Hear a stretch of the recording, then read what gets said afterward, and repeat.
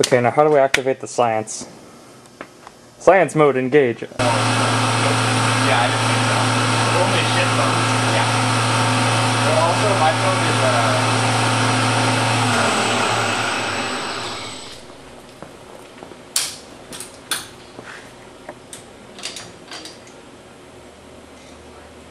Oops.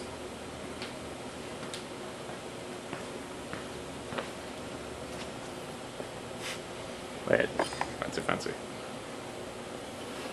it's too shiny. Get out of the sunlight. I'm not in the sunlight. Yes, you are. Shut up. Okay, there. Now we can kind of see it. Yeah. Alright. Cut a piece of 16th inch aluminum sheet to at least 3 inches by 2 1/4.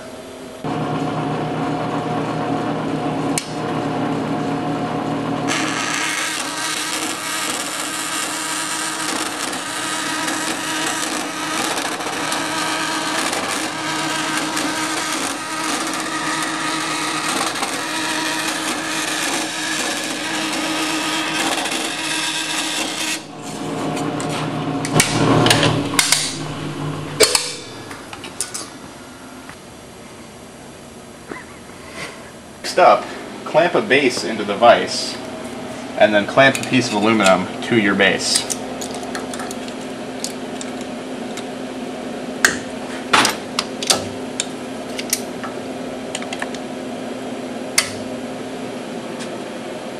Start up the EMC2 software and load the file catbadge.txt.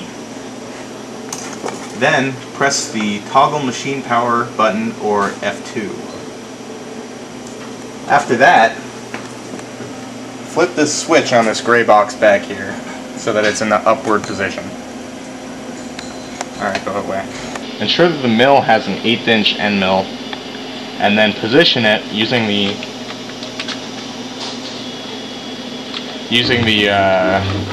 arrow keys so that it's at least a 1/4 of an inch away from the bottom edge and far enough away from the left edge that it won't hit the clamp.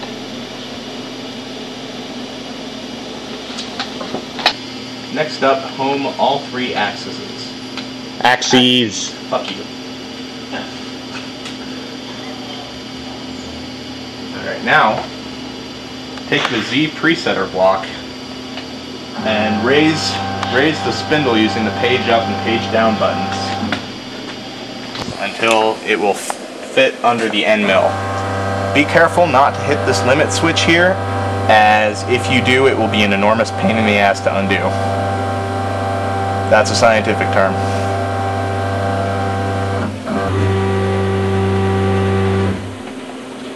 Next up, lower the spindle slowly until the dial stops on 0. Don't go too far down. Once you get close enough, using the software, you can change the spindle so it goes up or down by a 1/1000th or half of a thousandth. Do that to get really so that you can get dead on without going too far down.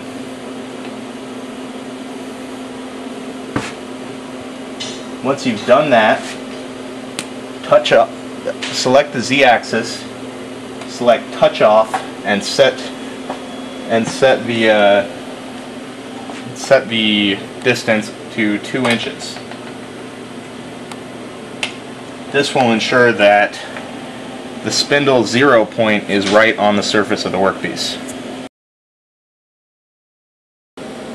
Alright, first off, start the coolant by pushing the red button on this here power switch. Next up, start the spindle by pushing the start button. Note that if anything goes horribly wrong during the process, as tempting as this big emergency button is, it will make things harder because the machine won't want to move after that. So if possible, you should stop, and then you should push the stop button here and then simply back it off the workpiece. Next up, start the spindle. Although I'm going to tell you what to do next now because you won't be able to hear me once I do that. After starting the spindle on the computer, I can't see the computer so it doesn't really matter. Fine! On the computer, you will press the play button.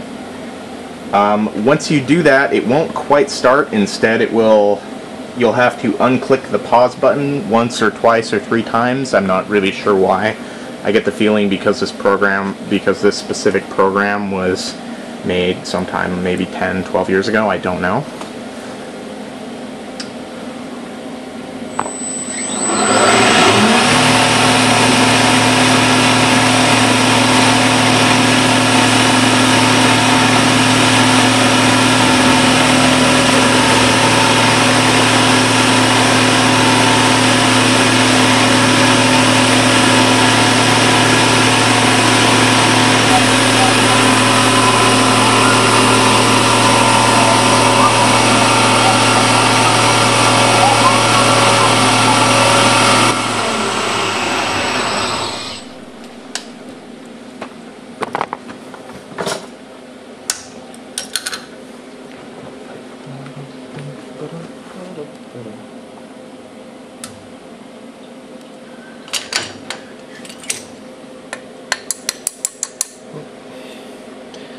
Now, if you centered it properly, which I did not, then you obviously have it centered properly. But either way, you should be able to just pop it out after that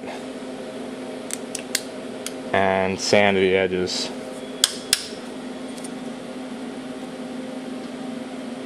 Ta-da! Sweet.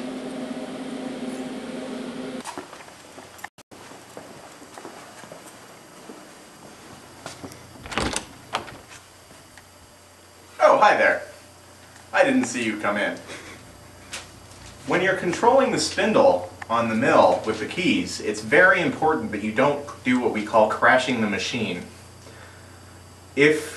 By that we mean if you, for example, lower the spindle into the workpiece, it could break the bit, or it could damage the motors. It's also important that if you have the bit touching the workpiece, you don't move it side to side or up and down, or side to side or forwards and backwards. Okay, I think